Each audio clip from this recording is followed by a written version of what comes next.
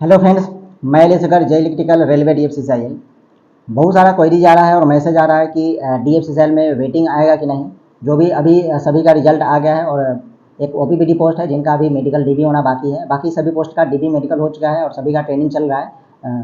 तो इसके रिगार्डिंग बहुत सारा मैसेज आ रहा है, तो इस वीडियो में हम बात करेंगे वेटिंग लिस्ट के रिगार्डिंग। तो आप हमारे चैनल पर नए हैं तो चैनल को सब्सक्राइब लीजिएगा, वीडियो को लाइक कर दीजिएगा, शेयर कर दीजिएगा।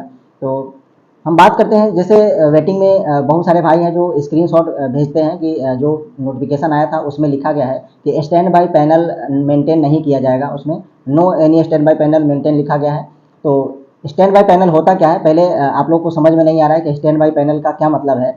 सबसे पहले जो पहले क्या होता था, जैसे रेलवे में ही आप देख लीजिए, पहले वेटिंग जो आता था उस रिजल्ट आता था, सॉरी जो रिजल्ट आता था उसके साथ साथ वेटिंग भी आता था। साथ ही में एक्स्ट्रा कैंडिडेट को बुलाया जाता था, जैसे 1.5 गुना रिजल्ट लिया जाता था। अगर 100 सीट है तो 150 कैंडिडेट को बुलाया जाता था DB के लिए, मेडिकल के लिए। और जो 50 कैंडिडेट थे उनको बाद में रखा जाता था, जो कि वो स्टैंड बाई पैनल होता था। और वो पैनल से जब भी कोई कैंडिडेट मेन लिस्ट से छोड़ देते थे तो उस पैनल से उनका जॉब हो जाता था, कन्फर्म हो जाता था। तो वो होता है स्टैंड बाई पैनल। जो मेन लिस्ट के साथ ही एक्स्ट्रा कैंडिडेट को बुला लिया जाता है वो होता है स्टैंड बाई पैनल। तो वही DFCCIL में सेम ही है, यहाँ पे भी लिखा गया है कि स्टैंड बाई पैनल मेंटेन नहीं किया जाएगा। इसका मतलब है कि कोई भी जो रिजल्ट मेन रिजल्ट है उसके साथ में कोई भी एक्स्ट्रा कैंडिडेट को DB के लिए नहीं बुलाया जाएगा। DB के लिए तभी बुलाया जाएगा एक्स्ट्रा कैंडिडेट को जब कोई भी कैंडिडेट जो है वो मेन लिस्ट में जिनका रिजल्ट है वो नहीं ज्वाइन करते हैं या वो छोड़ देते हैं, वो DB नहीं कराते हैं या किसी कारणवश वो छट जाते हैं, तब उनके जगह पे दूसरे कैंडिडेट को जो थोड़ा कम नंबर पे है तो उनको वेटिंग लिस्ट से लिया जाएगा। तो इस टाइप में वो लिखा गया है स्टैंड बाई पैनल। तो इसका मतलब आप बिल्कुल नहीं समझे कि वो वेटिंग लिस्ट के बारे में लिखा गया है। वेटिंग लिस्ट के बारे में वो कुछ भी नहीं है, क्योंकि वेटिंग लिस्ट बिल्कुल आएगा जब कैंडिडेट छोड़ते हैं तो बिल्कुल यहाँ पे वेटिंग लिस्ट आएगा ही।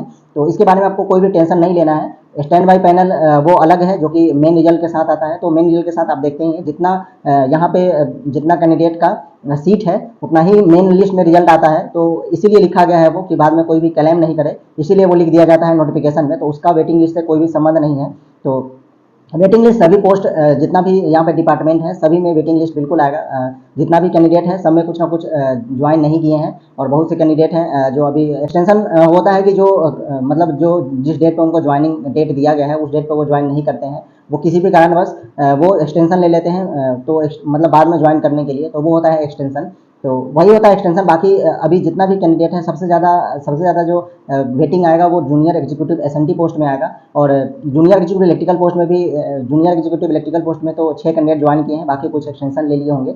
बाकी तो उसमें भी अच्छा वेटिंग आएगा। और जूनियर एग्जीक्यूटिव SNT पोस्ट में लगभग 106 कैंडिडेट का ट्रेनिंग चल रहा है, तो बाकी कैंडिडेट का वेटिंग आएगा। और एग्जीक्यूटिव इलेक्ट्रिकल में भी अच्छा वेटिंग आएगा। ऐसे ही सभी पोस्ट में वेटिंग आएगा। जितना जो ज़्यादा पोस्ट वाला है जॉब, जैसे अभी OPBD है, इसमें भी अच्छा वेटिंग आएगा, क्योंकि बहुत सारे कैंडिडेट है जो जॉब छोड़ेंगे ही। तो इसमें भी वेटिंग आएगा। तो वेटिंग के लिए आपको टेंशन नहीं लेना है। सभी पोस्ट में जितना भी डिपार्टमेंट है सभी में बिल्कुल कुछ ना कुछ वेटिंग आना ही है। और जो कम नंबर से रह गए हैं उनका बिल्कुल कन्फर्म हो जाएगा, वेटिंग आ जाएगा तो उनका हो जाएगा।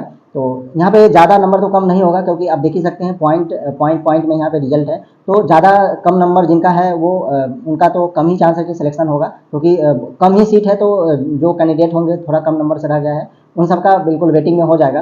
तो आप चैनल पर बने रहिएगा और जैसे ही वेटिंग आएगा हम वीडियो बना देंगे, आपको पता चल जाएगा। आपका मेल भी आएगा, वेटिंग आएगा, तो कोई भी टेंशन नहीं लेना है। आप बिल्कुल जब तक तैयारी कर रहे हैं तो अदर कोई भी जॉब है उसका एग्जाम है तो उसका तैयारी करते रहिए। यहाँ पे वेटिंग में थोड़ा टाइम लगता ही है, क्योंकि सभी कैंडिडेट जब तक ज्वाइन नहीं करेंगे सबका ट्रेनिंग हो जाता है, एक्सटेंशन लिए रहते हैं, बहुत सारा चीज़ रहता है। इसके लिए वेटिंग में थोड़ा टाइम लगता है। तो आप बिल्कुल घबराए नहीं। बहुत सारा मैसेज आने लगता है कि वेटिंग कब आएगा, वेटिंग कब आएगा। तो अगले मंथ में बिल्कुल वेटिंग आ जाएगा, कोई भी दिक्कत नहीं है। क्योंकि जैसे जैसे लोग वहाँ पे एक्सटेंशन लिए होंगे, ये सब चीज़ का क्लियर होने के बाद ही DFCCIL वेटिंग निकालेगा। और बहुत ही जल्दी DFCCIL वेटिंग निकाल देता है और सभी का बिल्कुल जो कम नंबर से रह गए उनका हो जाएगा।